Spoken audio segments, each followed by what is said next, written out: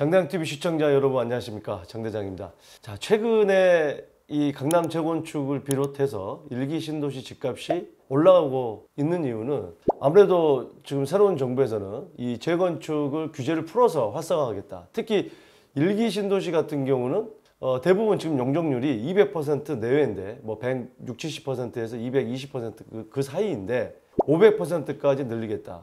그러니까 거의 2배 이상을 올리기 때문에 물론 늘어나는 그 용적률의 절반 정도는 기부 체납해서 뭐 임대 아파트를 공급할 계획이라고 하지만 그 절반은 그만큼 일반 분양을 하게 되면 그만큼 조합원의 사업성이 좋아집니다. 이 일반 분양이 바로 조합의 어떤 분담금을 덜어주거나 환급을 더 받게 하는 그런 역할을 하는 사업비이기 때문에 그래서 아무래도 그 가치가 올라가는 거랑 똑같은 거죠. 지금 10억짜리가 만약에 용적률이 500%로 된다 그러면 10억의 가치가 아닌 거죠, 현재도. 거기에 더불어서 그 외의 지역들은 떨어지는데, 특히 2기 신도시가 집값이 많이 떨어지는데 바로 제가 분석하기로는 1기 신도시의 수요가 몰리는 그 영향도 한몫했다고 볼 수 있을 것 같습니다.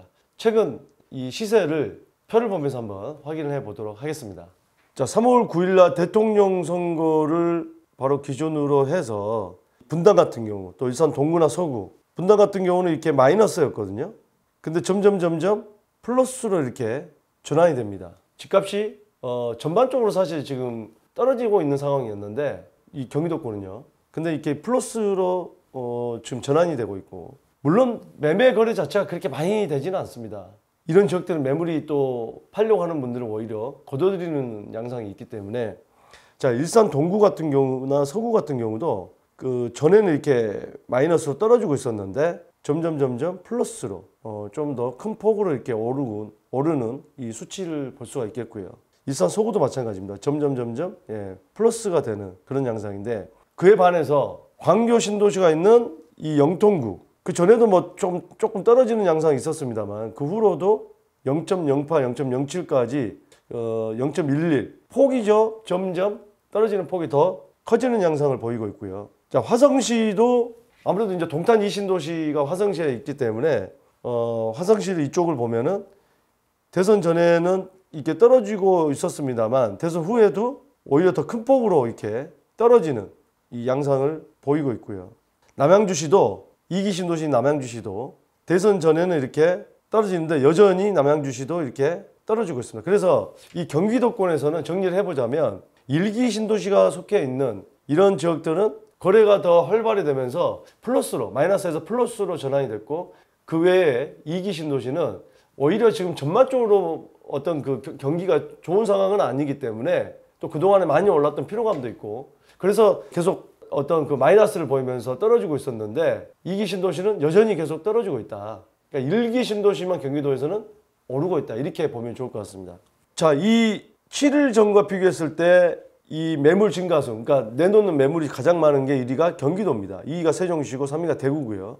이 경기도 중에서도 남양주가 지금 가장 매물이 많이 나오고 있고, 그 다음에 평택, 수원시 팔달구, 용인시 처인구, 경기도 화성시, 이렇게 순으로 매물이 많이 증가하고 있다라는 통계를 볼 수가 있을 것 같습니다.